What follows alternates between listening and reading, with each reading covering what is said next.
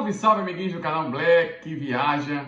Tô na área para mais um vídeo. Vocês estão chegando pela primeira vez aqui e não me conhecem, muito prazer, meu nome é Eduardo Júnior. Tá vendo esse botãozinho vermelho aí? Dá uma clicadinha aí, está com a meta inicial de chegar a 2.000 inscritos. Então eu conto com a sua ajuda e a sua colaboração. Uma outra coisa que ajuda bastante também é você deixar seu like no vídeo, que isso ajuda a gente a divulgar nossos vídeos na plataforma do YouTube aí. Ative o sininho para toda vez que eu postar vídeo você receber as notificações e, claro, compartilhe também nas suas redes sociais, que isso ajuda bastante.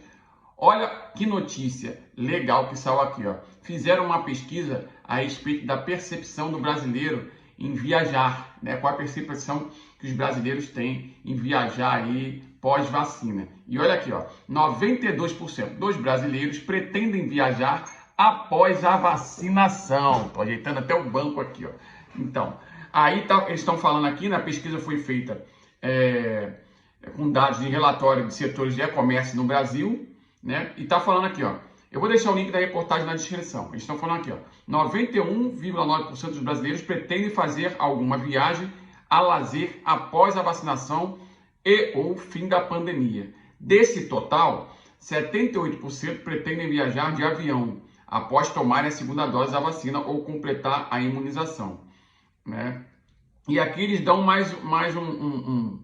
alguns dados interessantes, né? Aqui, ó, por exemplo, ó, eles falam aqui, expectativa dos turistas. Aí eles estão falando aqui, ó, que 31% dos entrevistados afirmam que irão viajar mais do que antes da pandemia, quando for possível. Esse número é ainda maior entre adultos até 30 anos, chegando a 48%. Já entre os idosos, apenas 10% pretendem viajar mais, né? Aí fala mais aqui, ó, 50% dos entrevistados disseram que sentem um pouco de medo de viajar, enquanto 29,2% afirmaram que não sentem medo de viajar. Aí que está falando aqui, ó, das tendências das viagens. E aqui o estudo mostrou que as viagens domésticas são prioridades para os brasileiros.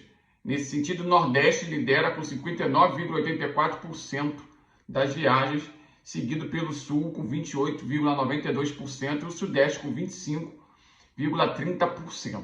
E entre os destinos internacionais, os mais desejados são a Europa, 26%, Estados Unidos, 18% e América do Sul, 16%. Em relação à acomodação, está falando no estudo também, ó, 67% dos entrevistados preferem se hospedar em hotel padrão, enquanto 24,9% escolheram casas de familiares ou conhecidos, né? 24% das respostas, Airbnb, enfim, e hotel de luxo, 6,83%, hostel, 16,76%, 78% dos entrevistados disseram que pretendem viajar de avião, em seguida de carro aparece com 38%, ônibus 19%, navio 4% e trem 3%. Pois é, essa pesquisa aqui, ela já mostra algumas coisas, né?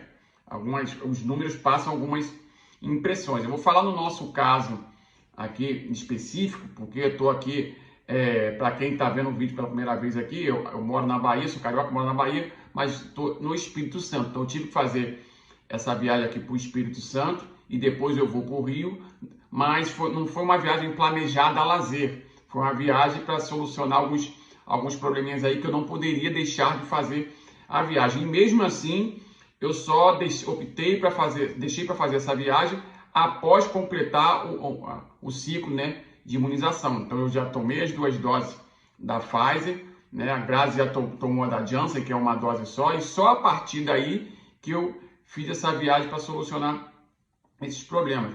E realmente, assim, a gente não fica 100% tranquilo, né? Acho que é natural, haja vista que a gente está aí mais de 1 ano e meio parado, né? Cheio de restrições, cumprindo ali as restrições, a distanciamento social, uso de máscara, esse tipo de coisa.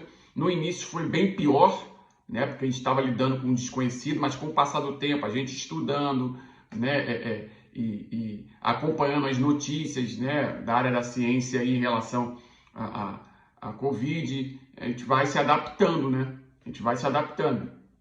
E quando chega esse momento da primeira viagem, né? Apesar de não ser uma viagem a lazer que a gente fez, né? Mas é uma viagem, não deixa de ser uma viagem, né? Quando chega esse momento, a gente fica com aquele pensamento, né? De um pouquinho de medo, como vai ser e tal, a pandemia em curso aí, então, mas é uma coisa que não tinha jeito. Nós viemos de ônibus, né? Eu mostrei aí, eu fiz um vídeo mostrando um pouquinho da nossa viagem de ônibus aí, né? E correu tudo bem, graças a Deus, né? Todo mundo cumprindo com os procedimentos, né?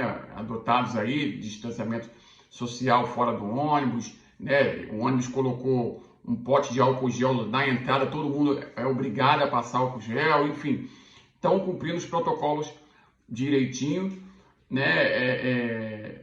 E a gente fica assim, com essa experiência, a gente fica, e aí, como é que vai ser? Né? Porque, por exemplo, eu estou aqui no Espírito Santo, já dei uma volta aqui, dei uma saída aqui, fui a Itaúnas, né? E eu vou postar o vídeo aí, que eu fui a Itaúnas rapidinho, mas a gente pretende ir de novo aí para passar o dia lá, então a gente vai fazer um vídeo mais para mostrar melhor, né, para vocês, né? E a gente vê pessoas que estão realmente fazendo, cumprindo com as medidas e pessoas que não estão, né? E isso leva a gente a ficar um pouco reflexivo em relação a viagens. Poxa, tem gente que não tá cumprindo com os protocolos. E como vai ser em viagens, por exemplo, em pontos turísticos, né, que tem aglomeração? Como é que vai ser? Pessoas que não cumprem, pessoas que cumprem, então a gente fica naquele receio aí. Mas a tendência da vacinação ela ir avançando, né, e com isso a pandemia vai chegar uma hora que vai acabar. Por mais que não seja, que essa viagem que a gente esteja fazendo não seja uma viagem assim programada a lazer, mas serve como teste, né? Serve como teste, serve como observação de como estão as coisas, né? De como está funcionando o comportamento das pessoas, o comportamento dos estabelecimentos, né? Enfim, serve como teste. Agora, concluindo aí esse teste nosso aqui, né, de viagem, tanto no Espírito Santo quanto no Rio, quando a gente voltar para casa, aí nós vamos sentar e parar para analisar, para ver se como tá, né, se é válido viajar, continuar fazendo testes, né, em locais mais próximos de casa, né, ou se não vale a pena, se vale a pena esperar ainda.